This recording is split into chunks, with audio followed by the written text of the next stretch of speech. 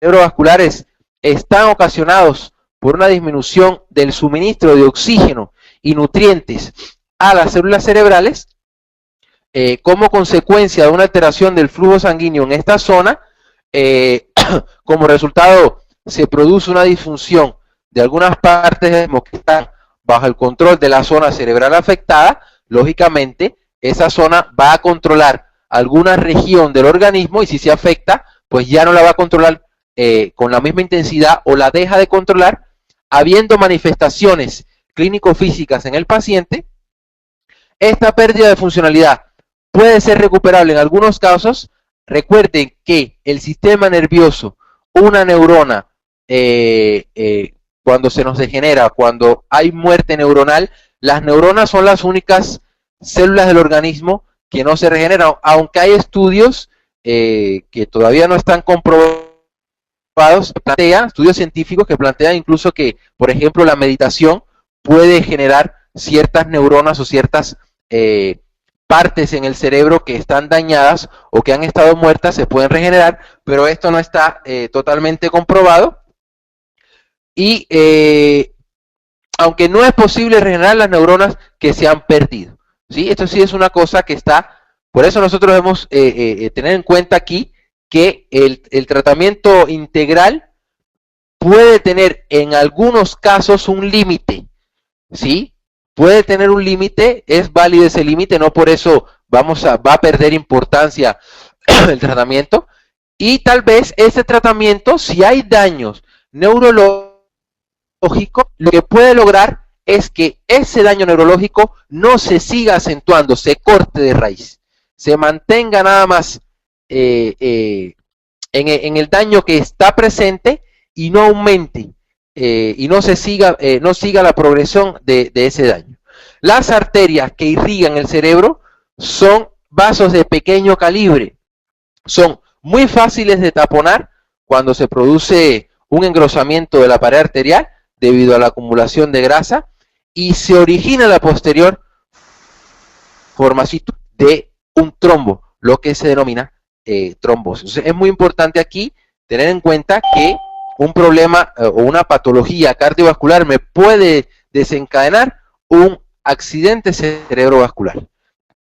En otras ocasiones aparece un coágulo en otra parte del organismo que se detiene al alcanzar estas zonas donde las arterias son de menor calibre, impidiendo la correcta oxigenación y alimentación de esa región. Este tipo de proceso se puede conocer como embolia. Hay diferentes embolias. Pues lógicamente una embolia también es muy peligrosa, y las embolias más graves pueden desencadenar en muerte. Por otro lado, cuando el debilitamiento arterial provoca una rotura de la arteria en el cerebro, se desencadena una hemorragia o un derrame cerebral, ¿sí? Un derrame cerebral, pues sabemos que la persona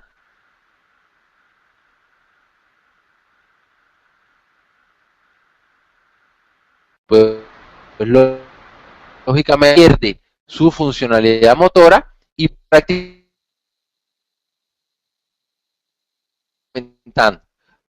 hipertensión, el tabaquismo,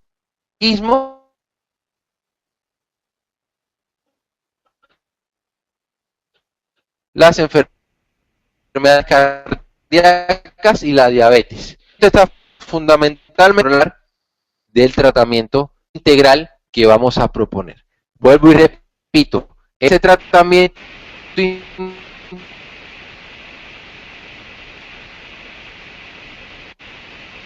integral va a estar, pues, con fármacos que nosotros estamos o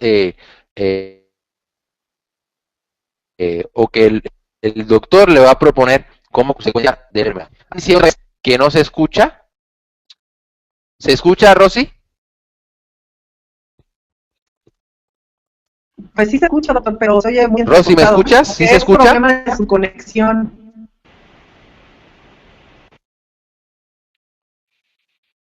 Ah, muy bien. Bueno, vamos a ver, váyame diciendo si se escucha o no. Ok. Nos Voy a dice... regresar. Bueno, le voy a leer una pregunta de Rosa Beatriz, que dice Sí. que le interesa sobre el derrame cerebral, porque dice que no se oía completo. ¿No sabía qué? No se escuchaba bien y Rosa Ah, Beatriz... que vaya para que regrese al derrame cerebral. Aquí. Vamos a ver si ahorita se escucha mejor. Bueno, nos habíamos quedado en accidente cerebrovascular.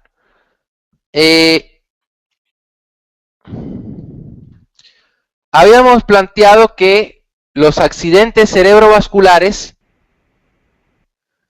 están ocasionados por una disminución del suministro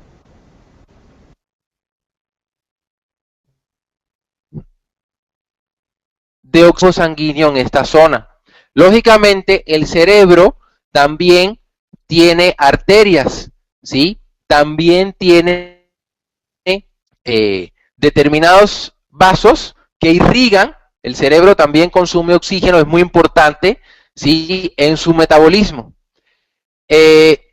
Como resultado se produce una disfunción de algunas partes del organismo que están bajo el control de la zona cerebral afectada. Lógicamente, cuando hablamos de cerebro, estamos hablando de que el cerebro controla las funciones motoras del organismo. Si en algunas de esas regiones se produce algún ataque o algún accidente cerebrovascular, lógicamente esa zona se va a afectar y va a traer como consecuencia de que tal vez la función motora que regía esa zona ya no va a ser posible y el paciente tiende a perder motilidad, en casos extremos tiende a perder su función motora en su totalidad, ¿sí? Y pues el paciente queda literalmente como un vegetal, porque se pierde la función motora en esa zona. Esta pérdida de funcionalidad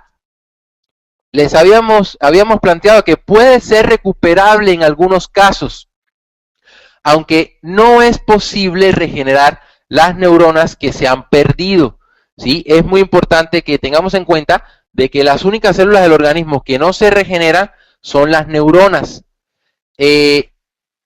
Con pérdida de neuronas, pues lo que podemos hacer es controlar que no se pierdan más, pero es muy difícil, casi imposible, que podamos...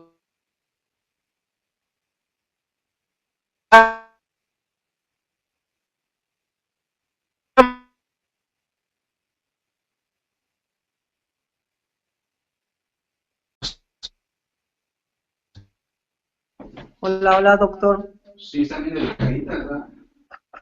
Están bien delgaditas. Adelante, doctor Borrotón. Regenerar esas neuronas. Las arterias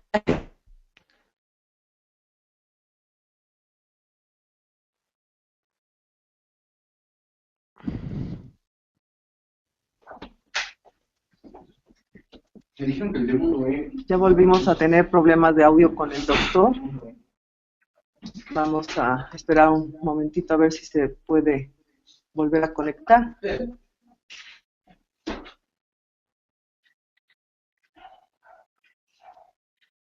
Sí, pues esas dos por lo pronto. A ver, doctora. Muy bien, ya estoy de nuevo. Ok. Sí, parece que estamos, no se preocupen, la conferencia la vamos a terminar. Nada más es que como tenemos problemas en la conexión, hay que esperar que se vuelvan a restablecer las conexiones, el audio. Aquí, si se vuelve a caer la conexión, nada más vuélvame a restablecer el micrófono, porque cuando se vuelve a conectar, pues el micrófono está apagado, entonces tienen que volvérmelo a reconectar. De hecho, me quedé por aquí. Estábamos hablando de que existe una pérdida de funcionalidad que puede ser recuperable en algunos casos, aunque no es posible regenerar las neuronas que se han perdido, ¿sí? Habíamos planteado que las arterias son de muy pequeño calibre, son muy pequeñitas y son muy propensas a tamponarse, son propensas a generar engrosamiento y acumulación de grasa que lógicamente origina la formación o puede originar la formación de un trombo que se denomina trombosis. Esto pues ya lo hemos explicado, lo explicamos anteriormente y es muy importante que nosotros tengamos en cuenta el tratamiento.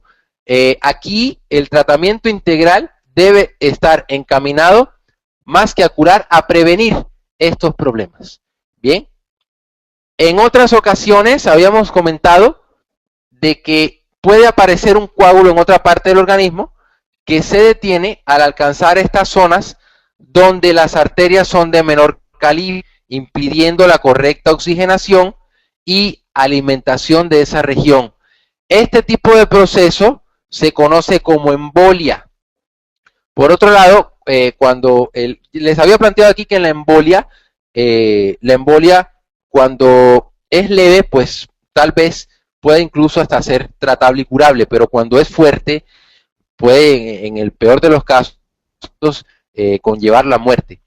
Por otro lado, cuando el debilitamiento arterial provoca una rotura de la arteria en el cerebro, se desencadena una hemorragia o un derrame cerebral. Los factores de riesgo más importantes para esta enfermedad habíamos planteado que son la hipertensión, el tabaquismo, las enfermedades cardíacas y la diabetes.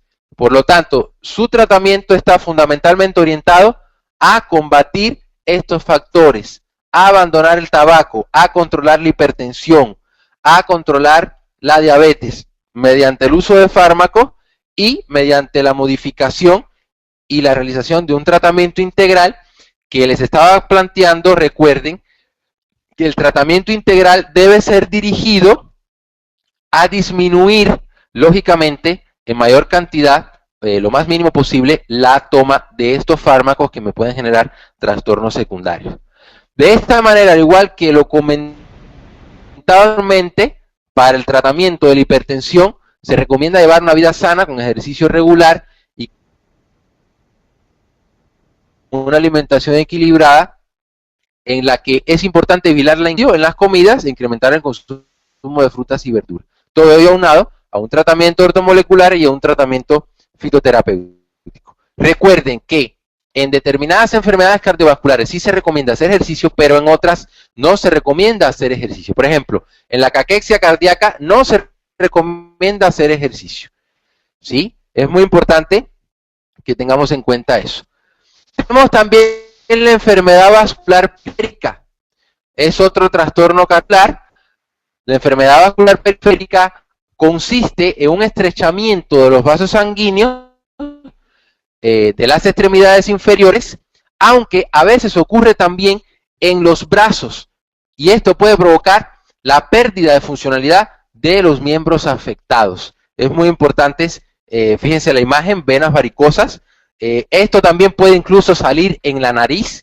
En la nariz a veces podemos tener determinadas regiones en donde pueda manifestarse, los vasos sanguíneos puedan hacerse visibles determinadas arterias, y esto no debe ocurrir. Cuando esto ocurre, puede indicar que estamos en presencia de una enfermedad vascular periférica.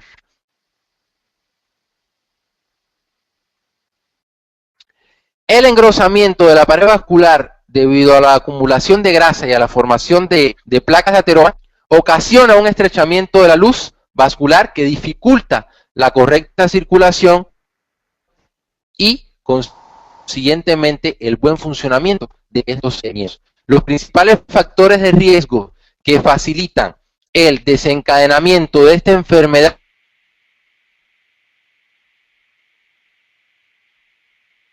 son la hipertensión, diabetes, tabaquismo, la obesidad. Es un factor de riesgo en enfermedad vascular periférica. La terapia nutricional, pues de todo vamos a hablar ya la semana que viene, nada más un pequeño adelanto. Como complemento a la intervención farmacológica y quirúrgica, resulta muy importante en estas patologías, siendo fundamentales los cambios en el estilo de vida, el control de la alimentación, el aumento del ejercicio físico, la disminución o anulación del tabaquismo, un tratamiento ortomolecular. Fíjense que el tratamiento integral pues es casi el mismo en todas estas patologías. A estos pacientes se les aconseja que vigilen la ingesta de grasa en la dieta, también es lo mismo, principalmente de colesterol y grasa saturada, como recomendación general.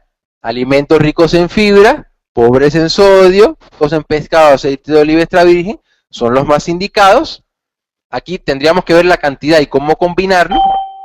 Y pues estas son así las enfermedades. Tenemos también otra muy posible y que también está presente en gran parte de la población, que es la angina de pecho.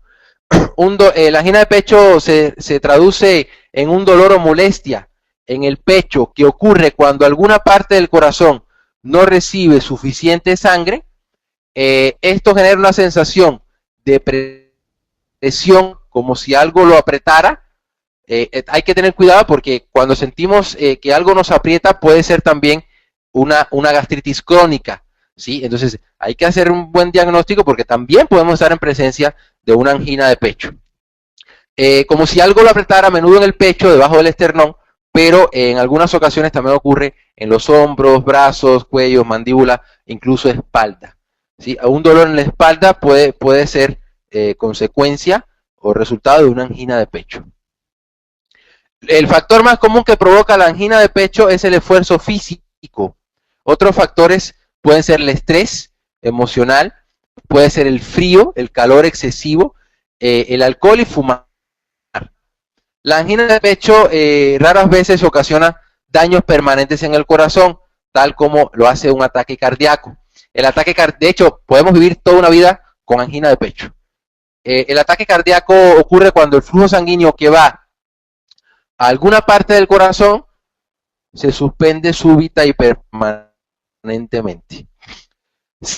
Síntomas. Dentro de los síntomas podemos tener dolor torácico, sensación de opresión aguda y sofocante, generalmente detrás del esternón y a veces extendida a uno u otro brazo. Estos síntomas también se pueden presentar las patologías cardíacas, cardiovasculares que hemos visto a lo largo de toda esta conferencia. Puede presentarse el dolor torácico aproximadamente durante 1 o 2 minutos, 10 a 15 minutos. A veces se percibe una sensación de pesadez u opresión en el pecho que no llega a dolor, es como algo incómodo, ¿sí? Que empiezas a sentir. Sentimiento de ansiedad o de muerte inminente, sudoración profusa. La angina es un síntoma, no una enfermedad. Esto es muy importante que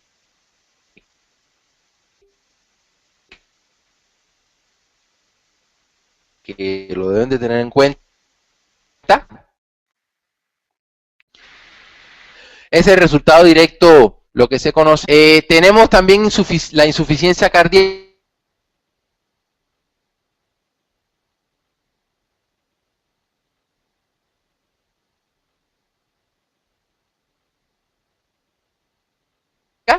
La insuficiencia cardíaca significa que el corazón es importante de la persona en su capacidad para realizar actividades cotidianas como vestirse, bañarse y desplazarse, y es un término usado frecuentemente para describir la insuficiencia cardíaca, el término de insuficiencia cardíaca congestiva. Pero la congestión o la acumulación de líquido es solamente un síntoma de la insuficiencia cardíaca y no la padecen todas las personas que la presentan, que la manifiestan. Existen 2 categorías principales de insuficiencia cardíaca, la sistólica y la diastólica, y dentro de cada categoría los síntomas pueden ser distintos a una persona, y la insuficiencia cardíaca sistólica ocurre cuando disminuye la capacidad del corazón para bombear sangre. El corazón no puede enviar suficiente sangre al sistema circulatorio, lo que ocasiona que la sangre que va al corazón desde los pulmones regrese y gotee líquido en los pulmones, y es lo que llamamos, que es una sintomatología bastante complicada, congestión pulmonar.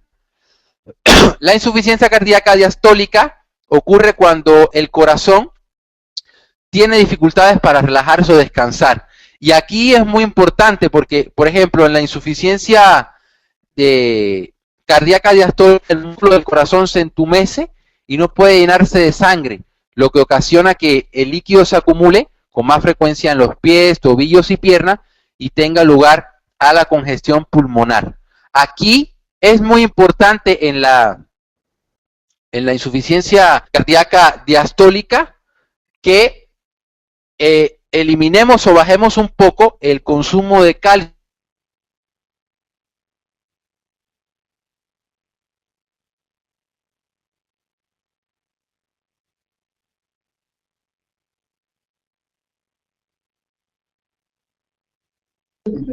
Doctor Borrotón. Hola, hola. Que el calcio, pues,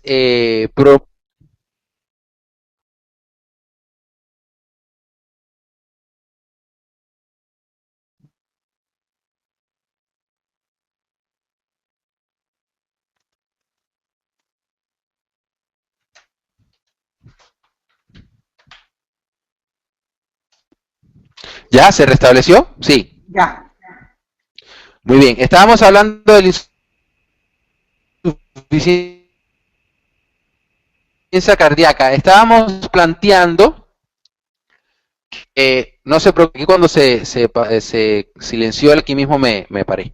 Estamos planteando que tenemos que aplicar muy bien lo ortomolecular porque, por ejemplo, en una insuficiencia cardíaca, tal vez en otras patologías cardiovasculares sí se va a hacer necesaria la administración de calcio, pero por ejemplo en insuficiencia cardíaca no. En algunas patologías cardiovasculares se hace necesaria la administración de vitamina K, pero en otras no. Entonces es muy importante que nosotros delimitemos bien la patología en cuestión para nosotros poder proponer un buen tratamiento integral, dígase ortomolecular, para evitar futuras complicaciones. Entonces, lógicamente, en la insuficiencia cardíaca, el músculo del corazón se entumece, no puede llenarse de sangre. Si nosotros propiciamos calcio, vamos a favorecer este proceso y esto va a ocasionar que el líquido se acumule con más frecuencia en los pies, tobillos y piernas y tenga lugar la congestión pulmonar. Vamos a hablar un poquito más detallado de los factores de riesgos. Los factores de riesgos, muchos factores pueden poner a una persona en riesgo de sufrir enfermedades cardíacas y cardiovasculares. Mientras más factores de riesgos o elementos que incrementen el riesgo, pues lógicamente mayores serán las probabilidades de que se desarrolle una enfermedad cardiovascular. Existen algunos factores que no se pueden controlar, tales como la edad, los antecedentes médicos familiares, el origen étnico, aunque un tratamiento integral puede reducir esas probabilidades de padecer enfermedades cardiovasculares, aún estando estos factores presentes. Pero se puede hacer algo con respecto a los tres principales factores de riesgo de las enfermedades cardíacas y cardiovasculares, que son el cigarro, hipertensión sanguínea y nivel alto de colesterol. Eso es muy importante y podemos, y lo vamos a ver en un tratamiento integral, cómo vamos nosotros a reducir a casi un 0.01% estas posibilidades de generar enfermedades cardíacas como consecuencia de estos malos hábitos. Otros estudios han demostrado que la inactividad física aumenta el riesgo de las personas de sufrir una enfermedad cardíaca o cardiovascular. Es muy importante, mínimo, caminar de 3 a 4 veces a la semana, aproximadamente de 25 a 30 minutos, para nosotros poder disminuir el riesgo de manifestar enfermedades cardiovasculares. Las personas que no son activas tienen el doble de probabilidades de desarrollar enfermedades cardíacas y cardiovasculares en comparación con las que son más activas. Se ha vinculado el sobrepeso en pacientes con enfermedades cardíacas coronarias, el derrame cerebral, la insuficiencia cardíaca congestiva y la muerte debido a causas relacionadas con el corazón. Entre más sobrepeso tenga una persona, mayor será el riesgo de sufrir una enfermedad cardíaca. Lógicamente, si hay sobrepeso, el hígado se intoxica. Si el hígado se intoxica, deja de metabolizar las grasas. Si se deja de metabolizar las grasas, aumenta LDL. Si aumenta LDL, se obstruyen las arterias. Si se obstruyen las arterias, se genera un proceso de aterosclerosis, y ese proceso, pues ya lo explicamos detalladamente. En ese proceso hay muchos factores vinculados que trae como consecuencia al final la formación de un coágulo y una patología cardiovascular. Síntomas de las enfermedades cardiovasculares. Esos son los factores de riesgos más importantes que debemos tener en cuenta. Ahora, síntomas. Consecuencia de la enfermedad cardíaca no tiene, y por esta razón se le denomina asesina silenciosa. Sin embargo, existen algunos síntomas que pueden alertar a una persona sobre un posible problema cardiovascular. Uno de los síntomas es sentir molestias en el pecho, como bien mencionamos anteriormente, o en el brazo, casi siempre es en el brazo izquierdo, especialmente durante situaciones de estrés o actividad. Es un síntoma clásico de enfermedad cardíaca y una señal de advertencia de un ataque cardíaco. También se puede tener fatiga. Esa fatiga puede ser sin motivo, por eso es muy importante que realicemos bien un estudio. Casi siempre cuando hay fatiga de este tipo, cuando hay dolor, cuando hay molestias en el pecho, lo que se recomienda es realizar un estudio o análisis bioquímico completo en conjunto con un electrocardiograma. También puede tener, respiración entrecortada, puede tener arritmia, mareos, náuseas, latidos del corazón anormales, pueden haber palpitaciones.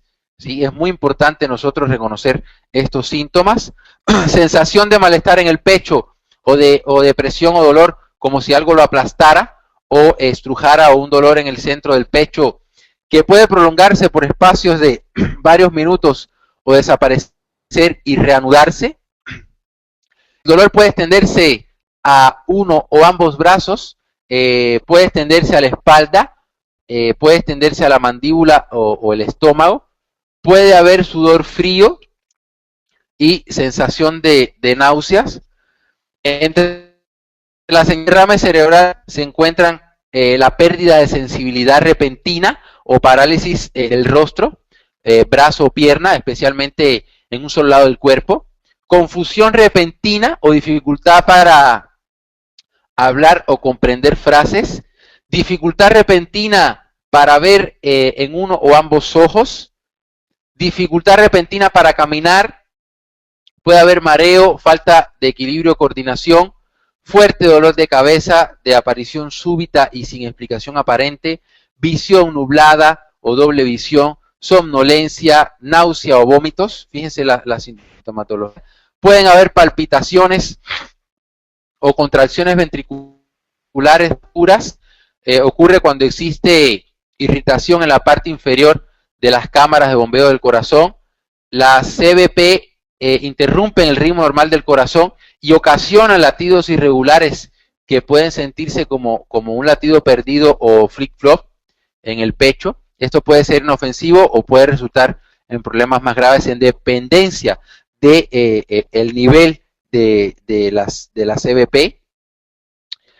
Y pues tenemos también que ver aquí realizar una pequeña introducción de la interacción estado nutricional corazón.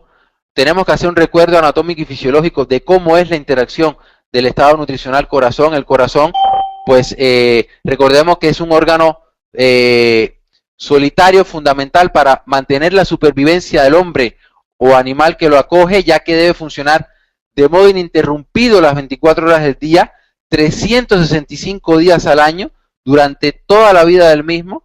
la cual desaparece tras el cese permanente de su funcionamiento. Es un corazón que nada más descansa entre sístole y diástole, es un corazón que trabaja constantemente. Lógicamente, este corazón tiene un estado nutricional, tiene metabolismo, ha de mantener pues su contractilidad de modo continuo, tanto para asegurar un adecuado aporte de nutrientes y oxígeno a todos los órganos, aparatos y sistemas de la economía, como para servir de vehículo de recogida de elementos residuales del catabolismo celular para su eliminación mediante los pulmones y el sistema urinario. O sea, literalmente es un transportador, ¿sí?, de los residuos, y es un transportador de los elementos importantes para los órganos.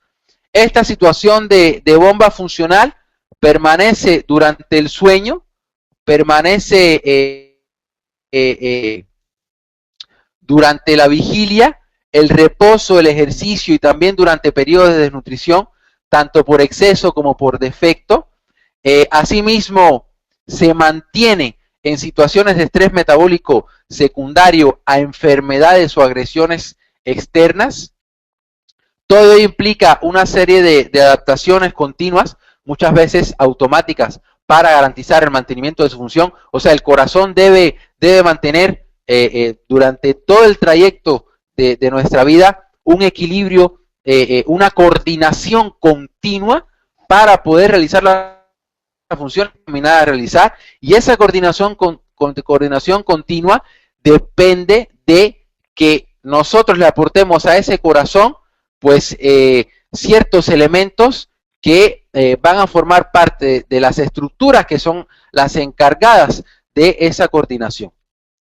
Aunque el corazón es un órgano muy agradecido, capaz de metabolizar energéticamente múltiples sustratos, ácidos grasos libres, triglicéridos, glucosa, incluso cuerpos cetónicos y lactato, para su correcto funcionamiento precisa del suministro constante e ininterrumpido de los nutrientes, tanto macro como micronutrientes. Entonces es muy importante aquí que nosotros tengamos en cuenta que diariamente hay que suministrarle al corazón ciertos nutrientes, estemos o no estemos enfermos, que los vamos a analizar, vamos a ver el por qué en la clase que viene. Por fortuna, al igual que en el músculo esquelético, la célula del miocardio es capaz de generar en su mitocondria fosfato de creatina, a partir de la creatina producida en el hígado. Entonces, esto es un nutriente, por ejemplo, la creatina, que tal vez no sea necesaria suplementar, porque el hígado puede producirla, pero hay otros que sí son necesarios, que sí son esenciales. Por ejemplo, me viene a la mente la vitamina C, y en altas dosis. Vamos a ver la semana que viene. El fosfato de creatina funciona como un auténtico amortiguador energético capaz de generar ATP en la miofibrilla. Recuerden que en la contracción muscular de actina-miosina para el proceso en la actina-miosina se necesita de creatina fosfato de creatina, porque la creatina dona este fosfato, y ese fosfato es el que da la energía para que se produzca el golpe activo y se genere la contracción muscular y el corazón a funcionar. Ese aporte de fosfato de creatina tiene que ser constante para que el corazón pueda funcionar. Incluso en episodios bruscos de intensa demanda que suceden durante ejercicios exhaustivos, en los que no da tiempo a la activación de glucógeno fosforilasa o de lipasa tisular hormonosensible, y en los que no interesa la captación muscular de la glucosa circulante en plasma, es imprescindible para nutrir el sistema nervioso central. A pesar de todo, el cese abrupto y continuo de oxígeno y nutrientes al miocardio ocasionará daños estructurales y muerte celular por necrosis de las fibras musculares. También un suministro crónicamente deficiente de los nutrientes producirá alteraciones morfológicas, que esas alteraciones pueden ser variables según el tipo de déficit, pero igualmente y de manera precoz desde el punto de vista funcional. Asimismo, el aporte por exceso de nutrientes puede producir con el tiempo enfermedades cardiovasculares. Ya la semana que viene yo les voy a proponer, les voy a plantear una lista, ¿sí?, de los nutrientes esenciales que jamás pueden faltar en el corazón. En pacientes con desnutrición crónica se establece una situación de adaptación cardiológica. El aporte inadecuado de nutrientes, tanto en cantidad como en calidad y velocidad de migración, enfermedad cardiovascular de caquexia en general. Esta situación debe ser tratada a nivel de la repercusión sistémica de la desnutrición y también en la propia desnutrición miocárdica. Empresa, esta última nada fácil según se verá. El corazón es un órgano formado fundamentalmente por células musculares, auriculares y ventriculares estriadas contráctiles, compartiendo con el músculo esquelético muchas de sus propiedades y cualidades. Sin embargo, aquí las fibras musculares presentan una disposición en forma de redes. Las fibras que se dividen luego vuelven a combinarse y se difunden en todas las direcciones.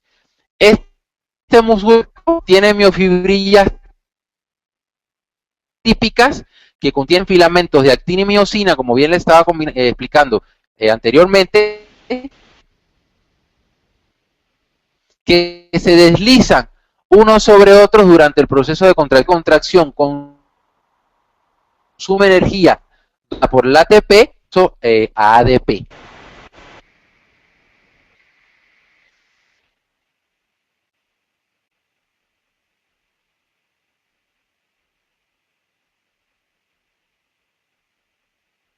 Si ustedes quieren, yo se las puedo explicar, proceso de contracción, y con ello pues bombeo.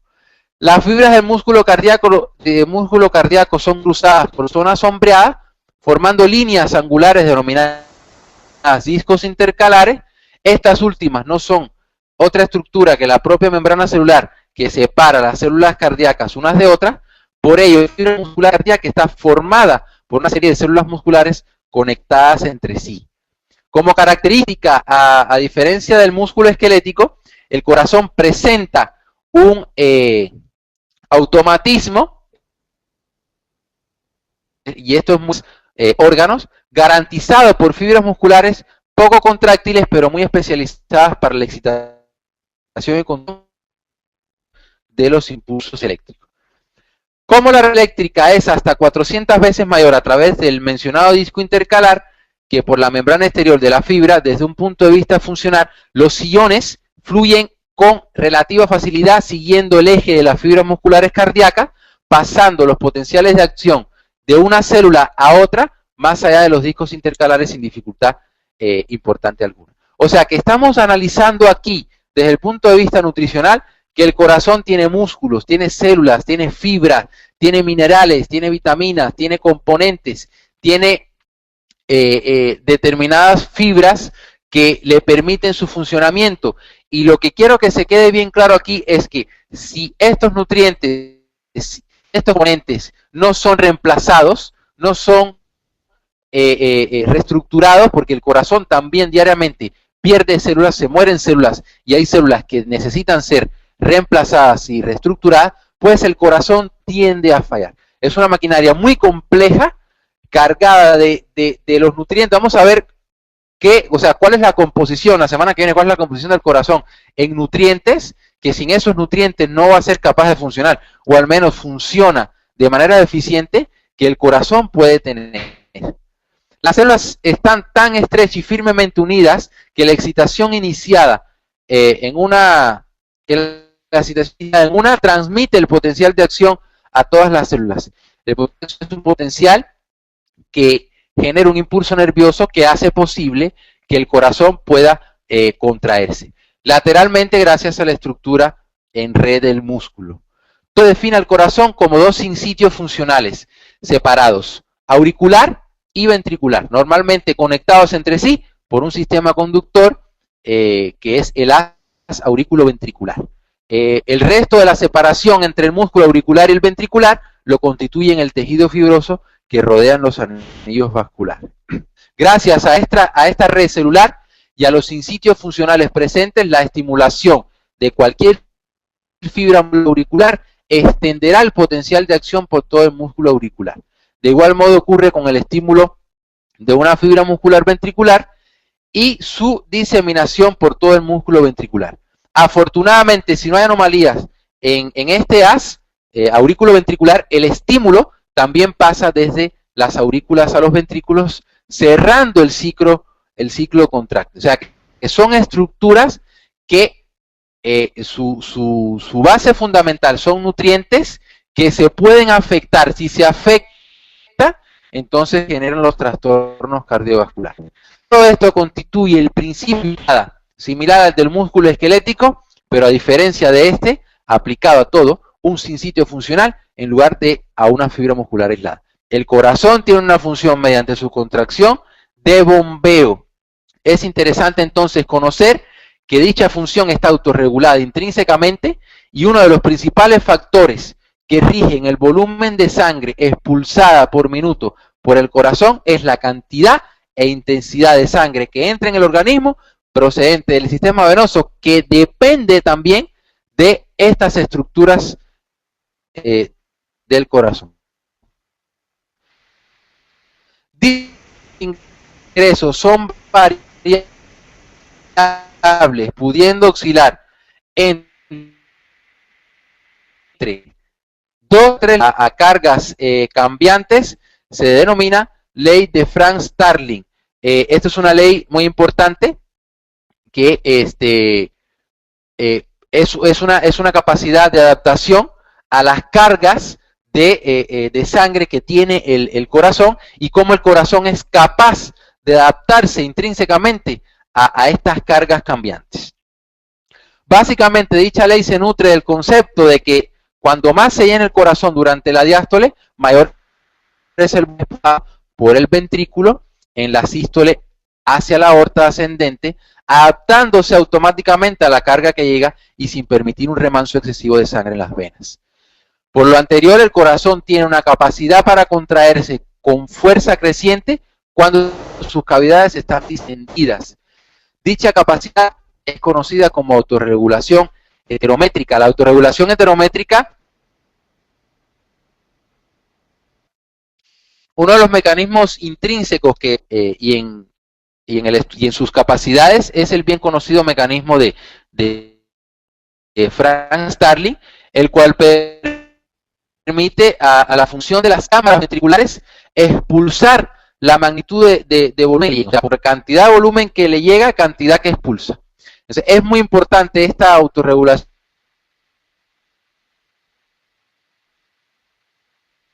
heterométrica, junto a la distensión del músculo, existe la eficaz. Uno es el estiramiento de la aurícula derecha, que incrementa la frecuencia cardíaca hasta un 15%, aumentando lógicamente el volumen expulsado.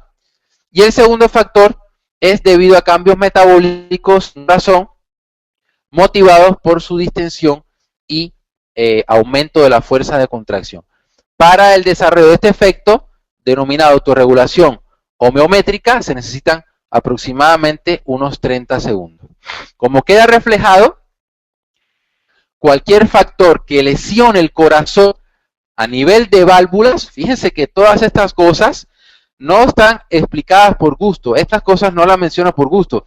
O sea, las menciono para que sepan la fineza del corazón y la cantidad de tejidos y la cantidad de estructuras que están involucradas en el funcionamiento, que si alguna de ellas llega a fallar en lo más mínimo, pues lógicamente el corazón va a fallar. Queda reflejado que cualquier factor que lesione el corazón de todos los que hemos explicado, a nivel de válvula, sistema conductor, miocardio u otro, pues lógicamente vamos a estar en presencia de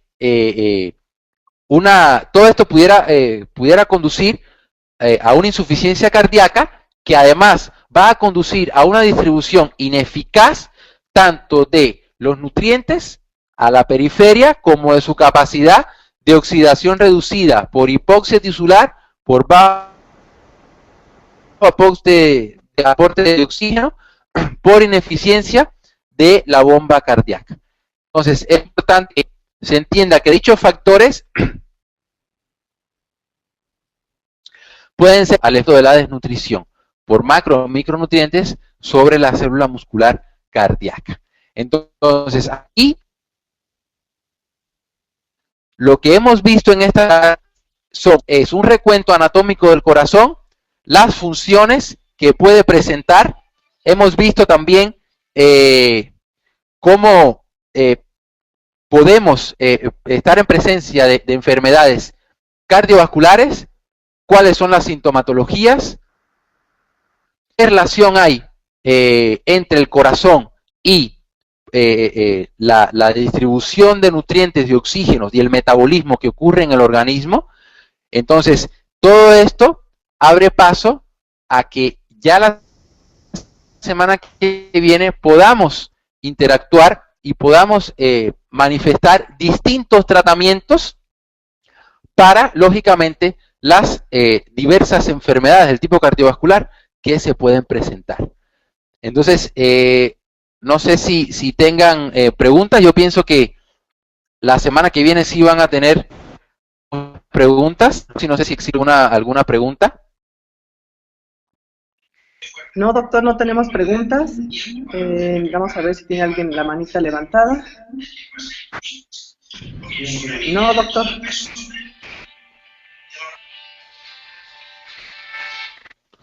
Entonces, bueno, si no existen preguntas, no sé si el público, si los asistentes quieran que continuemos la clase pasada. A mí me gustaría mucho continuar. Me gustaría no dejar este tema inconcluso, porque ya a partir de la semana que viene vamos a empezar a hablar de tratamientos y vamos a empezar también a mencionar ya referencias bibliográficas sobre el tratamiento ortomolecular para las distintas patologías que nosotros debemos tener en cuenta cuando se manifieste. Si no existe ninguna duda, entonces se le vuelve a escuchar mal el audio, doctor. No sé si los dicen que estaba de acuerdo. Sí, nos dicen que sí están de acuerdo. El doctor Membrila está de acuerdo. El doctor Juan Carlos Sino de Economía también. Tatiana Pineda nos dice, me interesa mucho el tratamiento. ¿Qué día sería la clase? El sábado que viene. Muy bien, Arcadio está de acuerdo. El doctor Fermín Sánchez totalmente de acuerdo para la próxima semana. Ok, muchas gracias. Muy bien, entonces... todos.